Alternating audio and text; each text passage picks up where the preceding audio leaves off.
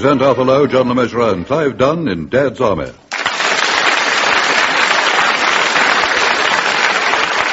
Don't forget the Lara, featuring John Lara, Earl Ridley, and Ian Lavender with this week's guests, Edward Sinter and Geoffrey Lumston. Here is the news, and this is John Snagg reading it. Hitler's troops continue to overrun Europe, but so far he hasn't attempted to invade the shores of Britain.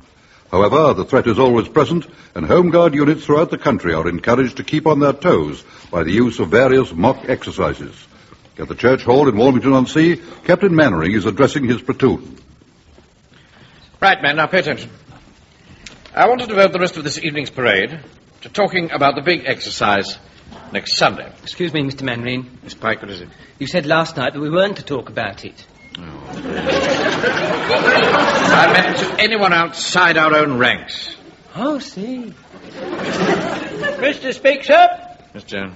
With regard to what you have just uttered, sir, when you say outside our own ranks, do you mean that I, as a lance corporal, must not talk to Fraser here, for instance, him being only a private? Hey, what do you mean only a private? Privates are the backbone of an army. I must say I agree with Mr. Fraser. Privates are very important. Of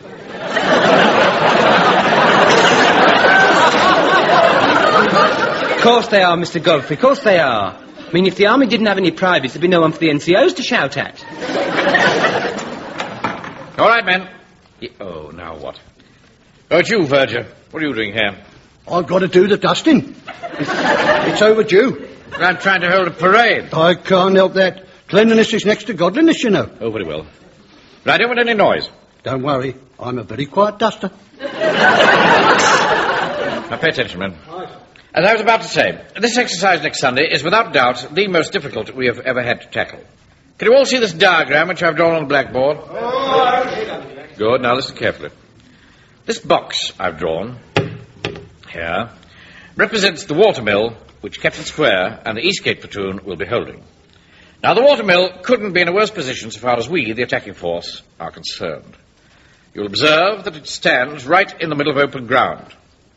And our job is to cross this open ground undetected and place an explosive charge inside the mill. And we have 2 hours to do it in. Any suggestions? For Mr. Speak, sir. Just a minute, John. Verger, Yes, Captain Mannering? are you sure that's the fastest you can dust? All I can't dust quickly, Captain Mannering. His Reverence likes the job done properly. Very well, but get on with it. My sister Sissy is very fussy about dusting. She says people are either born good dusters or they're not. She says I just move the dust about, so I'm not allowed to do it anymore. Thank you, Godfrey. Now, Jones, what was your suggestion? Well, sir, how about a tunnel? A tunnel? Yes.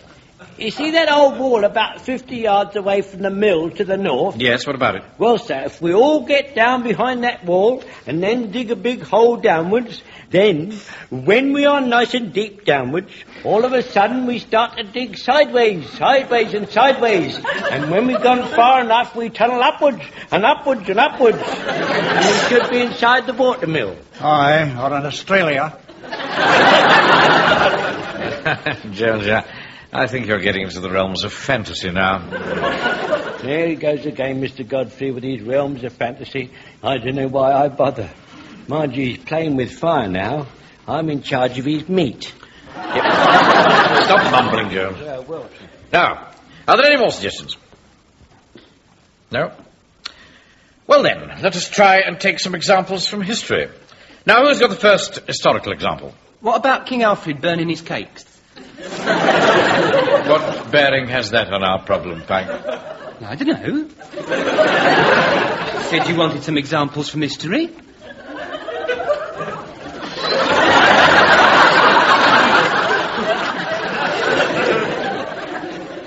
Examples of people trying to get inside places. Now, has anybody got any other examples that are relevant? Well, I've got an idea, sir. Well done, Wilson. What is it? In Shakespeare's Macbeth, one of the characters dressed his army up as bushes so that they could move across open ground, you see, in order to attack the castle. Just them up as bushes? Yes, I must admit that sounds like quite a good idea. I once went to a fancy dress... the dance, dressed as a Christmas tree. I ought to look awfully pretty with tinsel and fairy lights around me. Really? Perhaps I could be a Christmas tree this time. Oh, possibly, Godfrey, but I think on this occasion you may have to dispense with the decorations. What a pity. And anyway, it isn't Christmas. Captain Mannering, I have been thinking. Yeah, just a minute, Fraser. Virgil! Yes, Captain. How much longer are you going to be dusting? Oh, I don't know, but I've got to keep the place clean. The state you leave it in after every parade is a disgrace. Well, you'll just have to finish it off some other time. You're getting on my nerves creeping about the hall with that miserable look on your face. This is my normal expression. You can't be a Virgil with a funny face. Well, you seem to manage all right. All right. That's enough, Corporal. Now off we go, Virgil. Find somebody else to clean. Go and dust the side office. All right, I'm going. His reverence won't like this, you know. And Virgil, close the door after you. Dirt. That's what they treat me like. Dirt. Well, I'll show 'em. Funny face, eh? Right. Eastgate 247, please. Hello?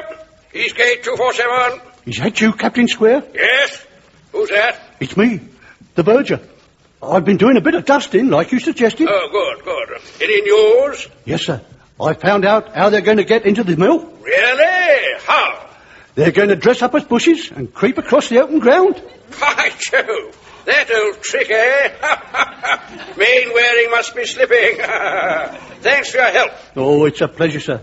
I'd do anything to help you. You're a gentleman. Now, look here, listen to me. Why don't you come over to my place now, and we'll discuss how you can help us on Sunday? Just as you say, Captain Square. I've got my bike outside. I'll leave straight away. Jolly good. And remember, not a word to anyone. Don't worry. I'll go out the back way so no one will even see me go. Anyway, they're all too busy discussing their plan. Hey, Captain Mannering, I have grave doubts about this plan. How do you mean, Fraser? Well, sir, we may think Colonel Square's a blithering idiot, but if he sees a lot of bushes coming out from behind that old wall and moving across the open ground, even he's bound to think there's something up. Yes, I suppose that is a point. Excuse me, Mr. Mannering. What about one of us getting inside a dummy log, on a small raft, and then drifting down the river towards the mill? Oh, yes. Yes, that is a good idea. It really is. Awfully good idea, Frank. Well done, Frank. Well done. Just a minute. Thank you ever so much, Uncle Arthur. You see, I do get some good ideas, don't I, Of course sometimes? you do, Frank. Of course you do. Thank you. Just a moment. Before you start handing out the bouquets, we need someone to push the raft. And I don't think any of us could stay underwater that long. I can't even swim. Well, if you can't swim, you probably find it easier to stay under the water than the rest of us. Why don't we get somebody in a diving suit to push the log? Well, don't be absurd, Fraser. I ask you, who in Warmington on Sea is likely to have a diving suit? I have. You have? How on earth did you get that? Well, sir, it happened when I was in the South Seas with a friend of mine, Stuart. We were diving for paddles. I see. Well, of course, that Hold on. Well, one day, sir, he was down below and I was standing on deck when all of a sudden I felt 4 pulls on his air pipe. That means, haul me up. Something was wrong. I looked down. The water there is as clear as crystal. And there was Stuart, fighting for his life with a giant squid. I didn't hesitate. I dived down into the depths and I plunged my knife between those 2 hideous eyes. I don't suppose Stuart liked that very much. I mean the squid's eyes, you silly old gammon. Anyway, when my lungs busted, I gave the signal and the natives quickly pulled Stuart up, but when we got him on deck, I unscrewed his helmet and then I realized they pulled him up too quickly.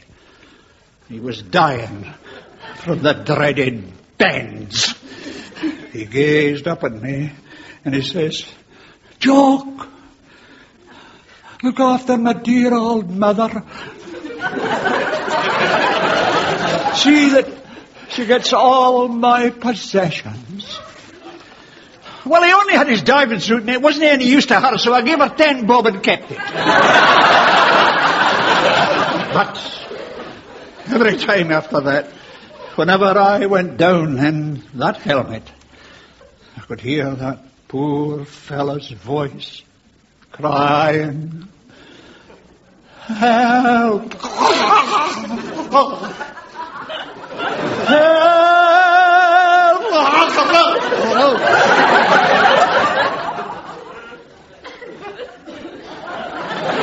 Right, Fraser, we take it you have a diving suit.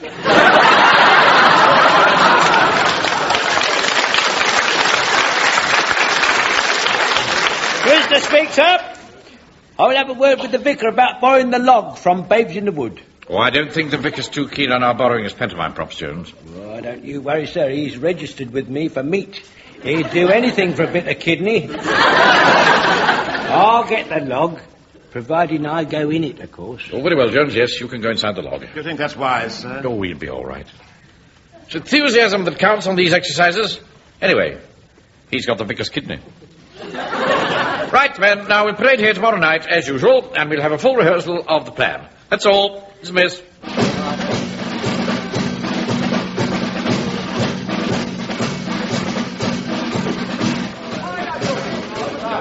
Right. Now, before we have a full dress rehearsal of the plan, we'll just talk it through once more. Is everybody ready? I'm ready, sir. What about you, Jones? Jones? Jones? I don't think he can hear you very well when he's inside that tree thing. Ah, yes, perhaps you're right. Jones! Can you hear me? No, sir. Sir, there's a little trap door in the front of his trunk. I think you could try to open that, you know. You might... Ah, yes, good idea.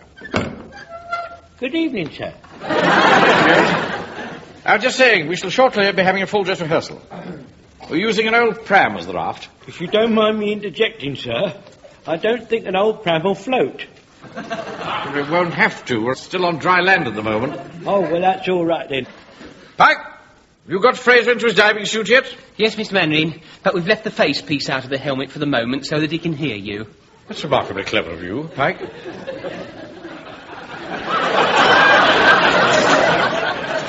Now, at the start of this operation, I shall be in the boathouse with Sergeant Wilson, Private Jones, and Private Fraser. Private Pike will be positioned in an adjacent field. And by using a field telephone, he will be able to keep me informed as to Jones's progress. To avoid detection, Pike will be disguised as a scarecrow. I still don't like the idea of being a scarecrow, Mr. Mandarin. I'll get cramped if I stand still for a long time. And anyway, being in that field will probably bring on my hay fever. Pike, you will be a scarecrow. That is a military order.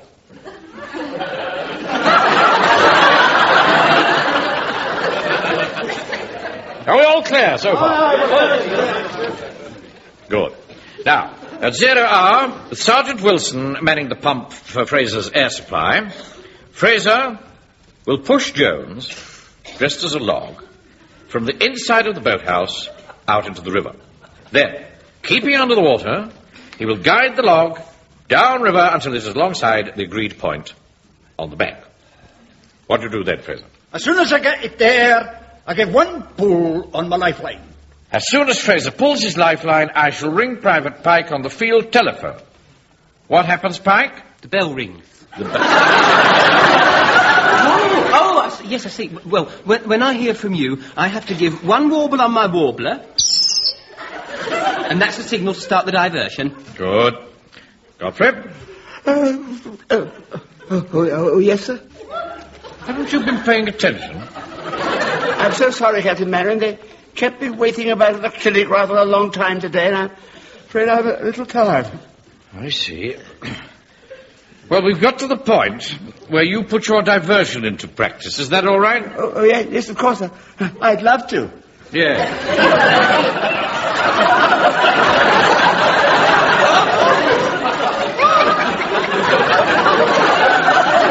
What happens then, Fraser?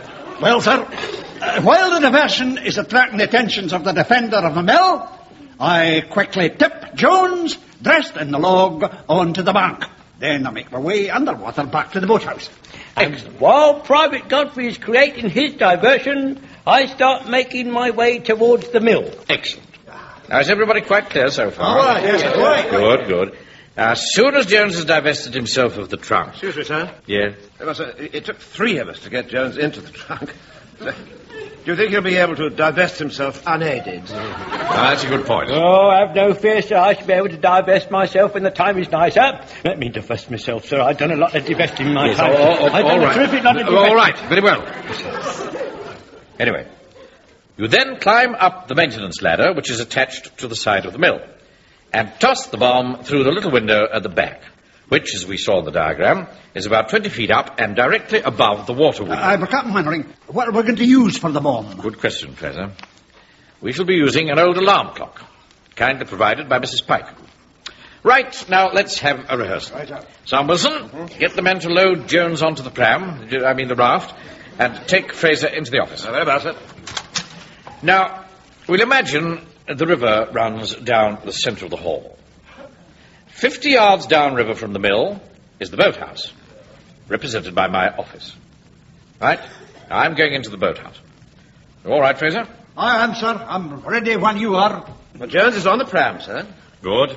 Now, stand by to man the pumps, Wilson. Don't forget what I told you, Sergeant.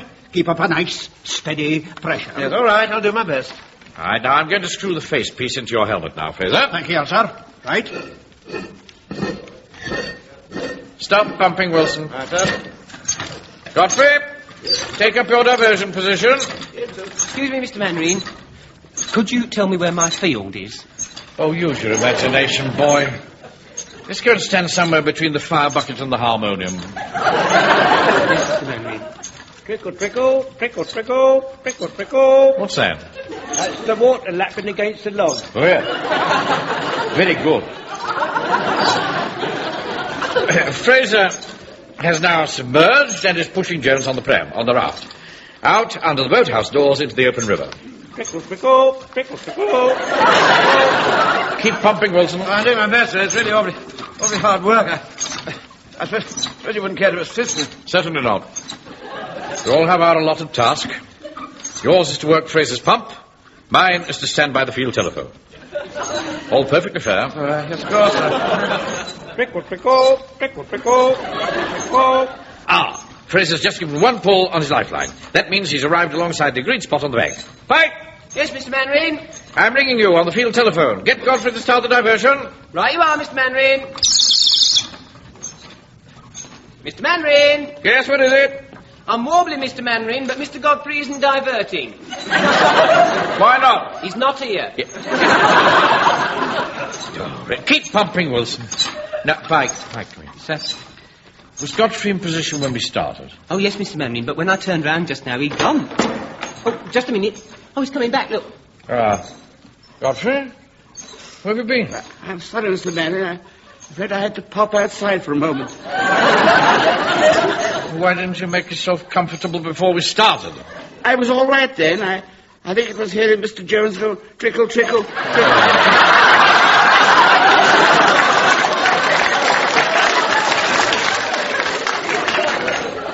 Yeah, start again, everybody. Start again. Now, is everybody in position? Trickle, trickle. Jones. You can stop trickling for the moment. Excuse me, Mr. Mannering. Mr. Fraser started to go rather a funny colour. You look through the face piece. You see? I think you're right, yes. He does look distinctly odd. Keep pumping, Wilson. I am, sir, I am. Oh, he's gone bright red now, sir. I don't like the look of him at all. No, neither do I. Yeah. Look out, he's starting to fall. Pump faster, Wilson. Help me lower him to the ground. Yes, Mr. Mannering, right. I can't understand it. Wait a minute. He's trying to say something. What's that, Fraser? Seems to be pointing to something. What? Pike! Yes, Mr. Mannering? Standing on his airline. Get his helmet off, quick.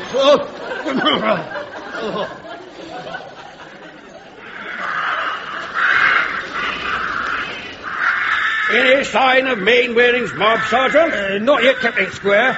I must say, I don't see how the Warmington or the Sea Lot are going to be able to get across all that open space without us seeing them. Well, keep a lookout for a lot of bushes. According to the verger, that's part of their master plan. Right you are, sir. Now, you keep watching this window, and I'll stay at the one over the other side. It's 1600 hours. Main wedding can start any time now.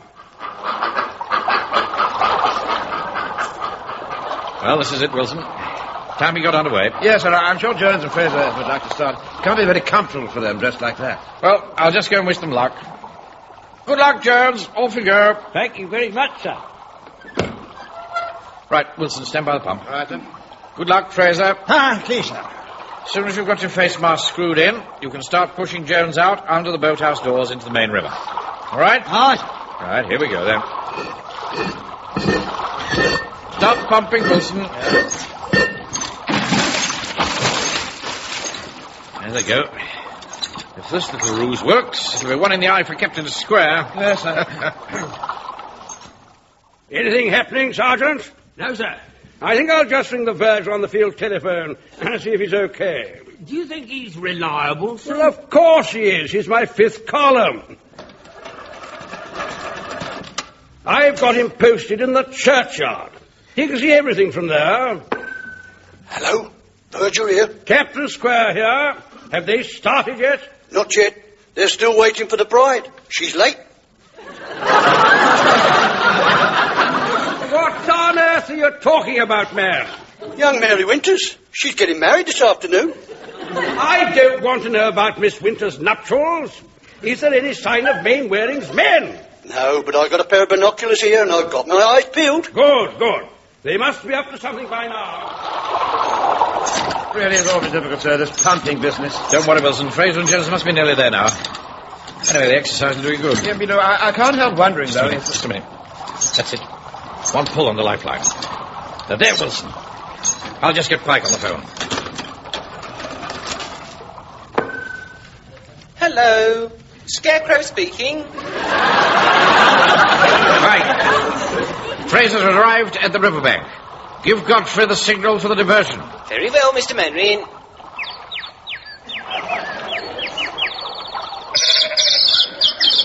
Oh, dear. Now, look here, you sheep. Don't you go shaking those tin helmets off. We'll have diversion. Go on, sheep. Shoot, shoot, sheep, shoot, shoot. Hello, Captain Square here. It's me, sir, the verger. They're moving towards you dressed as sheep. What on earth are you talking about, man? I tell you, they're dressed up as sheep. They got tin helmets on. Don't be stupid, man. Get off the phone. Damn fellow must have been at the communion wine. Oh, dear. I can't stand this much longer. Stuck out here in the middle of this field. Anyway, I told him I wouldn't be able to use the field telephone properly with this broomstick through my sleeves. Oh, no. Wait a minute. Wait a minute, I'm almost there. Hello? Captain Mannering here. Who's that? It's me, Private Pike the Scarecrow. Look, speak up, will you? I can't hear what you're saying for all that noise in the background. Yeah, I know. Oh, go away, will you? How dare you? No, not you, sir. No. I'm talking to these birds. I've got them all over me. They won't leave me alone. Don't be silly, boy. Can't have birds all over you? You're a scarecrow. But I have, sir. Thousands of them. They all arrived when I used the bird warbler. Ah. I hadn't thought of that. Oh, well, it can't be helped. How's Jones getting on? He's reached the mill, and he's just climbing up the ladder. Good. Oh, that window's a long way up. It's a good job I don't suffer from verticals. I say, Captain Square, look over here, sir. What is it, Sergeant? The verger was right, sir. They are all dressed up as sheep with tin hats on. By so they are. How on earth did they do that, sir? Perhaps they're using midgets. Oh, I don't like this much. It's all a bit wobbly. Oh, just get the clock out of your pocket. Ah, good. Now lean out of the window. Very quietly. Oh, it's a long reach. Oh, dear. It wasn't supposed to do that. Well, here goes. I'll throw it anyway. What on earth? We've won! Whoa! Ooh! I think I'm going to fall! Whoa! He's thrown the bomb in, Wilson. I wonder why he's jumped onto the water wheel. He always did have an exaggerated sense of drama. Come on, let's go and accept Square's surrender. Help! Help! Help! Hold on, Jones. We'll get you off there in a minute. We're just going to see Captain Square. Help! Get me off this wheel! Open up there, Square. This is Captain Mannering. Yes? What is it, Mainwaring? We've won. I've come to accept your surrender. Don't be stupid, man. That clock went off before your man threw it. If that had been a real bomb, he would have been blown to Kingdom Come, not us. But I'm not in Kingdom Come, Mr. Mannering. I'm on this water wheel. Get me off, please. I think I felt it start to move. Don't be silly, Jones. That thing hasn't moved for years. Just hold on. Now look here, Square. We won. Not. Anyway, I'll come down. Jones was right. The wheel is moving. Good Lord, so it is. Help! Help! I told you it was... Oh, I'm going round and round. Wait a minute, Jones. Just hold on. Honestly, Wilson, that man will do anything to get attention. Ah, Square, there you are. I'm still not surrendering. Help! Help! Oh, do try and keep Jones quiet, Wilson. What I'm saying to Captain Square is most important. I'm still not surrendering. You have to surrender, I tell you. We have won. We've made the draw.